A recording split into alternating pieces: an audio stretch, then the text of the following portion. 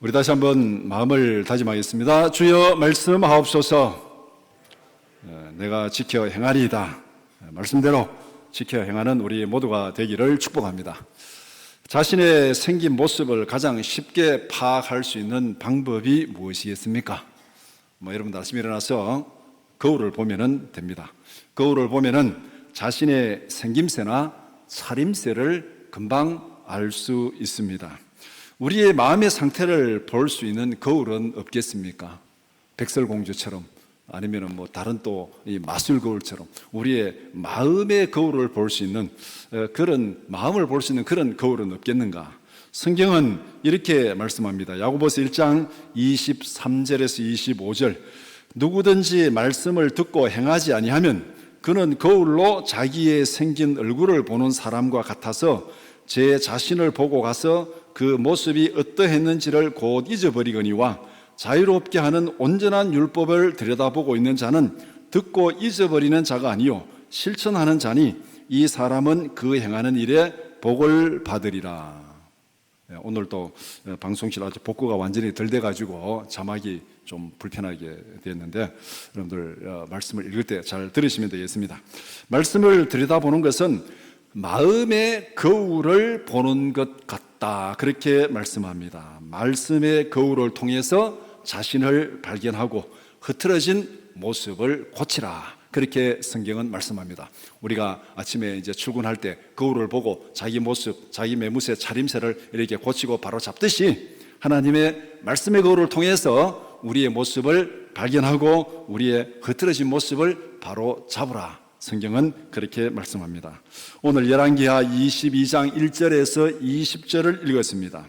본문은 요시야 왕이 하나님의 말씀을 발견하고 그 말씀에 따라서 자신을 고치고 나라를 고치는 과정을 오늘 말씀하고 있습니다.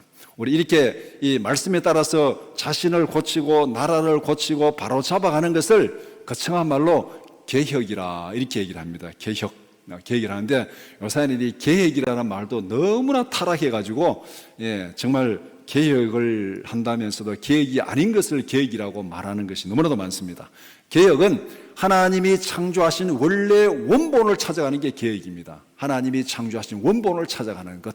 그렇기 때문에 우리가 진짜 개혁을 하려고 그러면 원본이 무엇인지를 알아야 됩니다. 인간의 원본이 무엇이고 우리가 살아가는 삶의 원본이 무엇이고 이 경제활동을 하는 원본이 무엇이고 정치의 원본이 무엇이고 근본 목적이 무엇인지 그것을 모르면은 아무리 떠들어도 그것은 개혁이 될 수가 없습니다.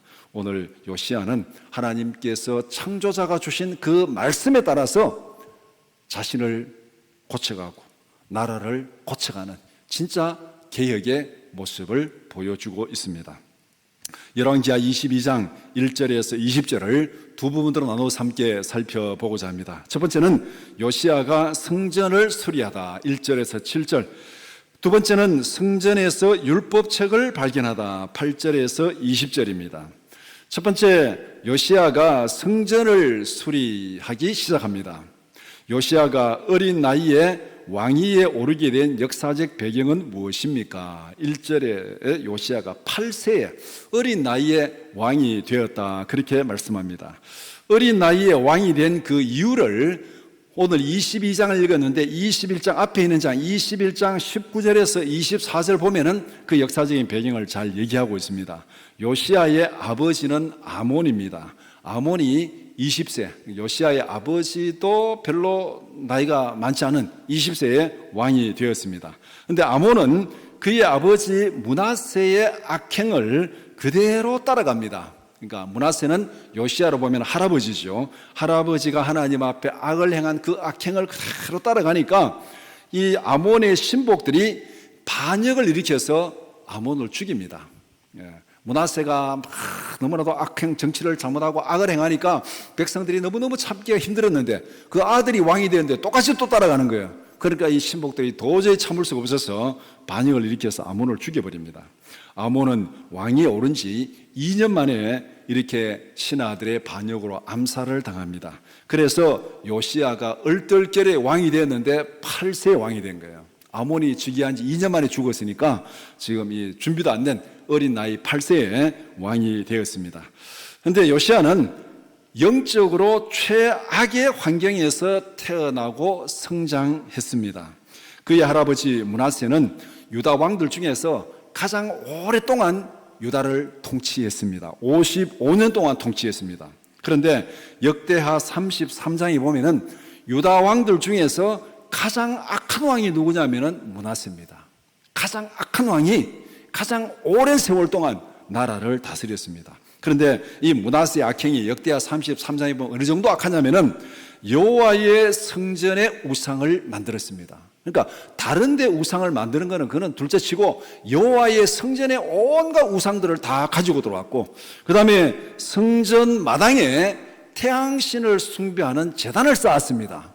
그러니까 이거 하나님 앞에 이거 뭐 죽기로 작정한 거죠. 하나님 앞에 죽기로 작정하고 그냥 뭐 산당을 짓고 아니면 다른 데가 우상을 만들고 우상 신전을 짓고 이것까지는 어떻게 보면 하나님이 뭐 좀 견딜만하다 이렇게 말할 수 있는데, 하나님의 성전의 우상을 가지고 들어오고 하나님의 성전 마당에 태양신을 섬기는 제단을 쌓고, 이렇게 므낫세가 55년 동안 하나님이 싫어하는 악행은 다 찾아서 그렇게 55년 동안 악행을 저질렀습니다. 그리고 아몬이 또 2년 동안 그 악행을 따라갔습니다. 57년 동안, 이 유다가 57년 동안 최악의 영적인 암흑기를 겪었습니다. 이 시기에 요시야가 태어나고 성장했습니다. 요시야가 무엇을 보고 무엇을 배웠겠습니까? 최악의 환경에서 또 8세라는 어린 나이에 왕이 되었습니다. 유다는 57년 동안 온갖 우상 숭배 다 하면서 여호와 성전이 우상의 소굴로 바뀌는 그런 상황이 되었습니다. 그런데 8세의 왕이 된 이 요시야에게 무슨 선한 것을 기대할 수 있겠습니까? 보고 듣고 배운 것이 다 악한 것이고, 또 자기가 거기에서 마음이 좀 바뀌어가지고 뭔가를 좀 바로 잡고자 해도 이 어린 나이에 뭐를 하겠습니까? 그러니까 요시야에게 기대할 수 있는 게 아무것도 없습니다. 그런데 여기에서 하나님이 행하시는 반전이 일어납니다. 가장 어린 나이에 가장 영적으로 최악의 환경에서 왕이 되었는데, 거기에서 어떤 일이 일어나는가, 그것을 오늘 본문이 말씀하고 있습니다. 성경은 요시야를 어떤 왕으로 평가하고 있습니까? 2절은 요시야를 이렇게 평가하고 있습니다. 2절에 요시야가 여호와 보시기에 정직히 행하여 그의 조상 다윗의 모든 길로 행하고 좌우로 치우치지 아니하였더라. 다윗과 같이 선한 왕이었다, 그렇게 말씀합니다. 다윗의 모든 길로 행하고, 이 말씀은 유다 왕들 중에서 선한 왕을 평가하는 최고의 찬사입니다. 유다 왕들 중에서 극소수의 왕만이 이런 평가를 받았습니다. 그 사람들이 누구냐면은 여호사밧, 히스기야, 오늘 본문에 등장하는 요시야, 이렇게 세 명만 이런 평가를 받았습니다. 다윗의 모든 길로 행하고, 그러니까 흔히 말해서 이 다윗 이후에 이 유다의 성군 세 명을 뽑으라 그러면은 바로 여호사밧, 히스기야, 요시야, 그렇게 꼽을 수 있습니다. 요시야는 최악의 환경을 극복하고 말씀을 따랐습니다. 다윗처럼 하나님의 말씀에서 좌로나 우로나 치우치지 않았다고 그렇게 말씀합니다. 요시야의 선한 행적을 23장, 오늘 22장 읽었는데 23장에 가면 이렇게 평가합니다. 23장 25절, 요시야와 같이 마음을 다하며 뜻을 다하며 힘을 다하여 모세의 모든 율법을 따라 여호와께로 돌이킨 왕은 요시야 전에도 없었고 후에도 그와 같은 자가 없었더라. 요시야에 대한 성경의 평가를 간단히 정리하면 이렇습니다. 최악의 환경에도 불구하고 요시야는 가장 선한 왕이었다, 이렇게 평가합니다. 환경이 중요하죠. 우리가 태어나고 살아가는 환경이 굉장히 중요합니다. 그러니까 무슨 뭐 금수저, 은수저, 흑수저, 뭐 무수저, 뭐 다이아몬드 수저, 수저를 얘기하는 게 뭡니까 이게? 지금 환경이, 타고난 환경이 어렵고 힘들고 이런 얘기를 하고 있는데, 환경이 굉장히 중요합니다. 그러나 환경이 전부는 아닙니다. 중요하지만은 무시할 수는 없습니다. 중요합니다. 그러나 그것이 전부는 아닙니다. 환경을 탓하고 자기 인생을 포기하는 것은 그 정말 어리석은 거예요. 어려운 환경이면 어려운 환경대로 하나님 앞에서 내가 이런 열악한 환경에서도 나는 이렇게 열심히 살았습니다. 하나님께서 기대하는 것은 바로 그것을 우리에게 기대하는 거예요. 한 달란트 받았으면 한 달란트 받은 대로, 환경이 좋으면 좋은 대로, 5달란트 받았으면 5달란트 받은 대로, 좋은 환경을 타고났으면 하나님이 좋은 환경에서 평가하실 것이고, 나쁜 환경을 타고났으면 거기에서 하나님이 평가하실 거예요. 그러니까 타고난 환경은 우리가 중요하지 않습니다, 우리에게. 왜냐하면 하나님이 다 아시기 때문에. 좋은 환경을 타고났으면 좋은 환경에 맞게 하나님 앞에 충성해야 되고, 악한 환경을 타고났으면 악한 환경에 맞게 또 하나님 앞에 충성하면 되는 것입니다. 평가는 하나님이 하시는 것입니다. 하나님의 역사는 우리의 처지와 환경을 초월하는 것입니다. 하나님의 평가는 우리의 처지와 환경을 다 감안하고 거기에서 어떻게 살아갔는지 그것을 평가하는 것입니다. 그렇기 때문에 환경을 탓하거나 환경에서 좌절하지 말고 거기에서 하나님께서 내게 원하시는 것이 무엇인지를 알고 그 일에 충성하는 우리 모두가 되기를 축복합니다. 요시야 왕이 즉위한 지 18년째 되던 해에 시작한 일은 무엇이었습니까? 3절에서 7절까지 요시야가 지금 18년째 한 일이 뭔지를 설명하고 있습니다. 요시야는 즉위 18년에 성전 수리를 시작했습니다. 3절에서 7절 요시야가 성전을 수리하는 과정을 간략하게 설명합니다.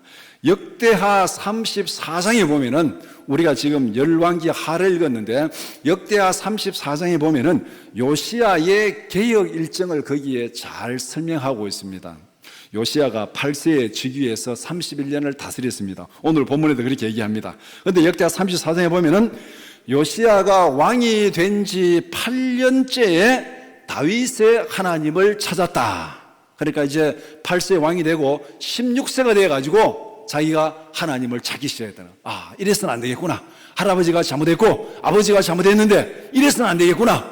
그래서 그때 자기가 어떻게 보면은 이 정말 거듭났는지 회개했는지 상세한 설명이 없지만은 16세가 되어서 이렇게 해서는 안 되겠구나 하고 다윗의 하나님을 찾기 시작했다. 그렇게 말씀합니다. 그리고 즉위 12전에 유다와 예루살렘을 정결하게 했다. 12전에 유다와 예루살렘을 정결하게 했다. 이 말은 뭐냐면은 유다와 예루살렘에 있는 모든 우상들을 다 철거하기 시작합니다.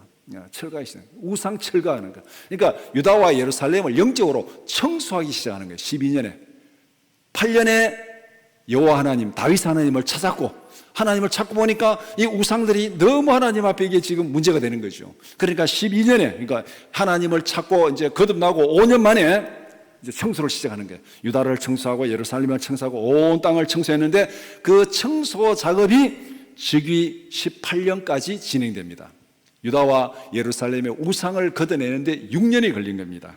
그래서 즉위 18년에 땅과 성전을 정결하게 하는 일을 마쳤습니다. 그 다음에 이제 시작한 일이 뭐냐면은 오늘 이 본문인 대로 18년에 여러 가지 일을 하는데 성전 수리를 시작합니다. 8년에 다윗 하나님을 찾고 12년에 유다와 예루살렘의 우상을 걷어내기 시작하고 18년에 이 우상을 걷어내는 일을 완성을 하고 마치고 그 다음에 시작한 것이 성전을 수리하자. 성전을 수리하자. 이제 이 밖에서부터 쭉 가지고 핵심인 성전 수리가 이제 18년에 시작이 됩니다. 바로 이것이 뭐냐? 예배의 회복이 시작된 겁니다. 성전은 무엇입니까? 하나님 앞에 예배하는 곳이 예배하는 곳. 모든 주변을 청소하고 이제 하나님 앞에 예배를 바로 세우자. 하나님 앞에 온전한 마음으로 예배를 바로 세우자. 예배를 바로 세우려고 보니까 성전이 다 부서지고 무너지고 엉망진창이 된 거예요. 그러니까 그것을 바로 잡아야 되잖아요. 그래서 즉위 18년에 지금 요시야가 하나님 앞에 우상을 다 제거하고 하나님 앞에 온전한 예배를 드리자. 그렇게 작심을 하고 성전 수리를 시작합니다. 그런데 그 성전 수리하는 과정에 성전에서 율법책을 발견합니다. 율법책이 항상 제단 앞에 있었는데 성전 57년 동안 완전히 우상이 소굴이 됐으니까 이 율법책도 막 다 숨겨져 흩어져 어딘지 모르는 거예요. 그런데 어찌 보면 57년 만에 이제 이 성경 율법책을 찾은 겁니다. 그리고 백성들에게 이 말씀을 가르치고 언약을 새롭게 합니다. 율법에 기록된 대로 유월절을 지킵니다. 이 유월절을 지킨 게 뭡니까? 예배가 회복되었다. 예배가 회복되었다는 거. 이스라엘의 모든 출발, 구원의 출발은 유월절입니다. 기독교의 모든 구원의 출발은 예수님의 십자가 사건입니다. 그러니까 구약의 유월절 사건, 신약의 십자가 사건, 이것은 같은 사건입니다. 유월절을 지켰다는 것, 이제 예배가 회복되고 말씀이 회복되었다는 것을 말하고 있습니다. 오늘 본문에서 성전 수리를 시작한 사건을 기록하고 있습니다. 성전 수리는 요시야의 개혁을 완성하는 첫 번째 단계입니다. 이것이 뭐냐면 이 개혁을 완성하는 첫 번째 단계는 하나님 앞에 온전한 예배의 회복으로 나아가는 것입니다. 우리는 마음의 성전을 제대로 수리하고 있습니까? 요시야가 하나님을 찾고 정결케 하고 성전을 수리했는데 예배가 회복되고 있습니까? 우리의 마음이 하나님 앞에서 바로 수리되고 있는지, 우리의 마음의 성전이 하나님 앞에 바로 수리되고 있는지, 예배가 하나님 앞에 바로 세워지고 있는지, 우리는 그것을 이를 첫 주에 점검을 해야 됩니다. 로마서 12장 2절에 너희는 이 세대를 본받지 말고 오직 마음을 새롭게 함으로 변화를 받아 하나님의 선하시고 기뻐하시고 온전한 뜻이 무엇인지 분별하도록 하라. 21년 새해를 예배의 회복으로 시작하는 우리 모두가 되기를 축복합니다. 모든 삶의 회복은 예배 회복에서 시작되는 거예요. 이것을 오늘 본문이 말씀하고 있습니다. 두 번째, 성전에서 율법책을 발견했습니다. 요시야 왕은 서기관 사반이 읽은 율법책의 말씀을 듣고 어떻게 행동하였습니까? 성전에서 발견된 율법책이 요시야 왕에게 전달됩니다. 대제사장 hil기야가 성전에서 율법책을 발견했습니다. hil기야가 그 책을 서기관 사반에게 주었습니다. 사반이 왕에게 들어가서 율법책을 발견했다는 사실을 보고합니다. 그리고 사반이 왕 앞에서 그 책을 읽습니다. 왕은 서기관이 읽는 말씀을 들었습니다. 하나님의 말씀을 들은 요시야는 어떻게 행동했습니까? 율법책의 말씀을 듣고 그의 옷을 찢었습니다. 말씀대로 행하지 못한 것에 대한 자책이고 회개고 통탄을 하고 있습니다. 그러면서 하나님의 뜻이 무엇인지를 묻고 있습니다. 요시야가 하나님의 뜻을 묻는 의미가 무엇이겠습니까? 하나님의 말씀을 듣고 옷을 찢으면서 하나님의 뜻을 묻는 이유가 뭐겠습니까? 그 의미는 이렇게 정리할 수 있습니다. 첫 번째, 조상들이 범한 죄가 무엇인지를 분명히 알게 되었습니다. 요시야의 할아버지, 요시야의 아버지, 그 이상은 뭐 접어두고도 할아버지, 아버지 적어도 57년 동안 하나님 앞에 얼마나 악을 행했는지 이 말씀을 읽어보니까 우리 조상들의 범한 죄가 얼마나 큰지를 알게 되었습니다. 두 번째는 하나님이 예고하신 심판이 무엇인지를 알게 되었습니다. 왜 하나님께서 우리에게 심판을 예고하고 하나님께서 우리에게 이 징계를 주고 고난을 주는지 그 이유를 이제 알게 되었습니다. 세 번째, 우리 조상들의 죄를 깨닫고 철저하게 회개합니다. 우리와 우리 조상들의 죄를 깨닫고 회개합니다. 이제 내가 어떻게 해야 되겠습니까? 이것이 지금 말씀을 듣고 옷을 찢고 하나님의 뜻을 묻는 그 요시야의 심정입니다. 앞으로 어떻게 해야 될지 하나님의 인도하심을 구하는 것. 내가 이 말씀을 듣고 조상들의 죄를 깨달았고 우리가 이렇게 하나님 앞에 심판을 받는 이유도 깨닫고 우리의 이 모든 죄를 회개합니다. 앞으로 어떻게 해야 되겠습니까? 하나님 앞에 뜻을 물어라. 하나님이 내게 뭐라고 말씀하시는지 그 뜻을 물어라. 그렇게 지금 말씀하고 있는 거예요. 말씀 앞에서 가장 바람직한 자세가 아니겠습니까? 회개하면서 하나님 어떻게 해야 되겠습니까? 말씀하옵소서. 내가 그대로 따라가겠습니다. 이런 심정으로 지금 요시야가 하나님 앞에 뜻을 묻고 있습니다. 이런 마음가짐으로 날마다 말씀을 읽고 묵상하기를 바랍니다. 우리가 예배할 때마다 반복하는 말씀이 있습니다. 주여 말씀하옵소서. 내가 지켜 행하리이다. 우리가 그냥 건성으로 대충 흘러 넘기지만은 그러나 이 말씀, 이 자세가 날마다 우리가 하나님의 말씀을 대할 때 다짐해야 될 마음의 자세입니다. 오늘 요시야는 바로 이런 마음으로 하나님의 뜻을 구하고 있습니다. 주여 어떻게 해야 되겠습니까? 주님 말씀하옵소서. 내가 그대로 지켜 행하였습니다. 그런 마음으로 지금 하나님 앞에 뜻을 구하고 있습니다. 여호와께서 말씀대로 유다의 재앙을 내리기로 작정하신 이유는 무엇이었습니까? 하나님은 선지자 훌다를 통하여 자신의 뜻을 알립니다. 요시야의 회개를 들었다. 백성들의 회개를 보았다. 그러나 유다를 심판하겠다는 하나님의 계획에는 변함이 없다. 그렇게 말씀합니다. 16절에 여호와의 말씀이 내가 이곳과 그 주민에게 재앙을 내리되 곧 유다 왕이 읽은 책의 모든 말대로 하리니 율법책에 기록된 그 재앙대로 내가 이 유다 땅에 내리리라 그렇게 말씀합니다. 하나님께서 이렇게 단호하게 유다를 심판하는 이유가 무엇입니까? 17절에 이는 이 백성이 나를 버리고 다른 신에게 분향하며 그들의 손에 모든 행위로 나를 경노하게 하였음이라. 그러므로 내가 이곳을 향하여 내린 진노가 꺼지지 아니하리라 하라 하셨느니라. 16절에 여호와께서 진노를 내린 이유를 분명히 말씀하고 내리겠다고 계획을 분명히 단호하게 선포하고 17절에 그 이유를 말씀합니다. 그 이유를 정리하면 세 가지죠. 첫 번째, 이 백성이 하나님을 버렸다. 언약 백성이 하나님을 버렸습니다. 출애굽하고 그들을 구원하고 언약을 세우고 가나안 땅에 심었는데 그들이 하나님을 버렸습니다. 배반했습니다. 두 번째, 우상을 숭배했습니다.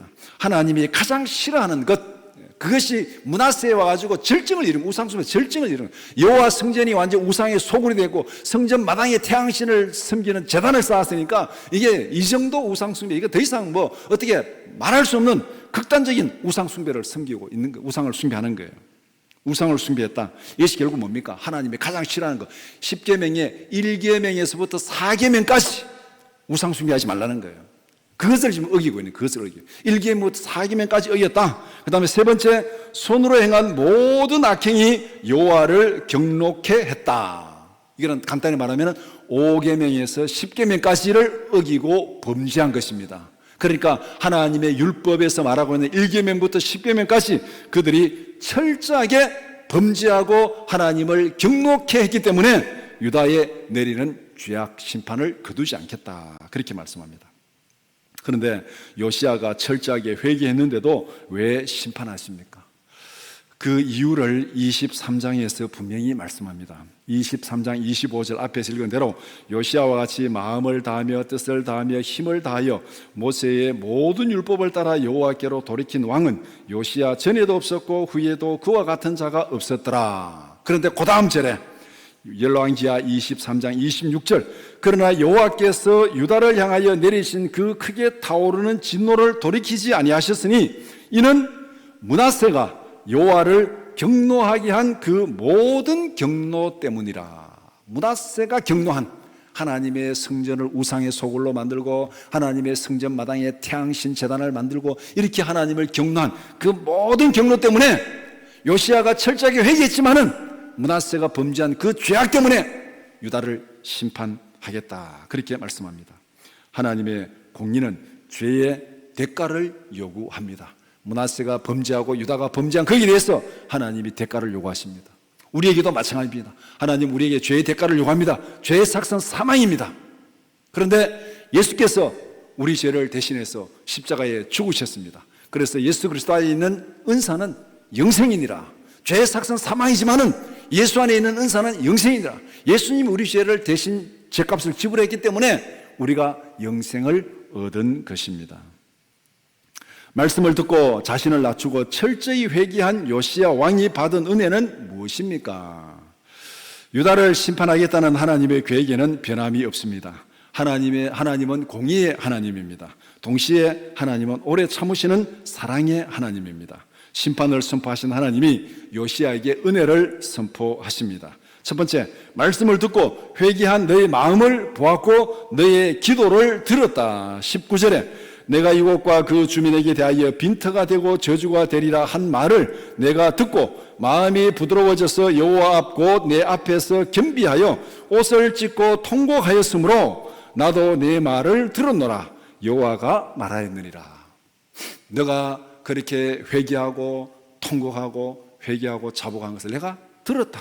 하나님께서 너가 회개한 것을 들었다. 요시야가 그렇게 말씀합니다. 그 다음에 두 번째, 회개한 너에게는 은혜를 베풀리라. 20절에 그러므로 보라 내가 너로 너의 조상들에게 돌아가서 평안히 묘실로 들어가게 하리니 내가 이곳에 내리는 모든 재앙을 내 눈이 보지 못하리라 하셨느니라 하니 사자들이 왕에게 보고하니라. 요시야는 하나님이 내리시는 심판의 고통을 당하지 않았습니다.